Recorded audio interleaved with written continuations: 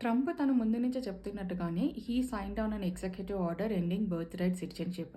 తను ఎప్పుడైతే ఈ ఎలక్షన్స్‌కి క్యాంపెయిన్ చేస్తున్నప్పుడు he said that he don't want to give birth right citizenship for all the kids who is going to born in USA. ఎందుకంటే అది అమెరికన్స్‌కి ఇంపాక్ట్ అవుతుంది. So, in future it will impacting like Americans వాళ్ళ యొక్క లైఫ్‌కి impact అవుతుందని చెప్తున్నాడు. So, ఈ ఎగ్జిక్యూటివ్ ఆర్డర్ మీద జాన్ 20న ఆల్రెడీ హీ సైన్డ్. సో, ఈ ఎగ్జిక్యూటివ్ ఆర్డర్ వల్ల ఎవరెవరు ఇంపాక్ట్ అవుతారంటే, ఎవరైతే పిల్లలు ఇక్కడ పుడతారో వాళ్ళ పేరెంట్స్‌లో at least one of the parent should be US citizen అయి ఉండాలి.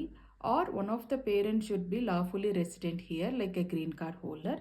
Are at least one of the parents should be member of the military services.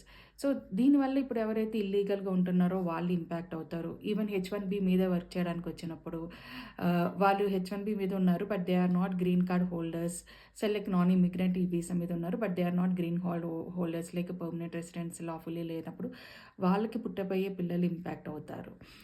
So, ఇంకొకళ్ళేంటంటే at least ఒక పేరెంట్‌కి గ్రీన్ కార్డు యూఎస్ సిటిజన్ ఉంది. కానీ ఇంకొక పేరెంట్ వచ్చేసి ఇల్లీగల్‌గా ఉంటున్నారు వితౌట్ స్టేటస్ అన్నప్పుడు కూడా దిస్ మైట్ ఇంపాక్ట్.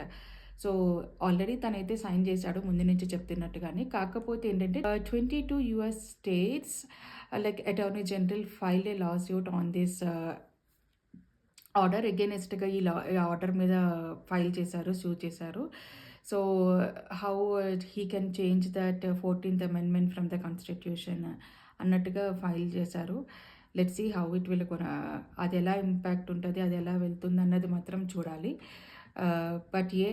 దీని గురించి నేను ఆల్రెడీ 2 మంత్స్ బ్యాకే ఒక వీడియో చేశాను. ఈ ట్రంప్ ఎప్పుడైతే క్యాంపెయిన్ చేస్తున్నప్పుడు ఈ విషయాల గురించి చెప్పాడో, దాని గురించి ఆల్రెడీ ఒక వీడియో చేశాను. Please go through that video. నేను లింక్ ఇక్కడ అటాచ్ చేస్తాను. Thank you.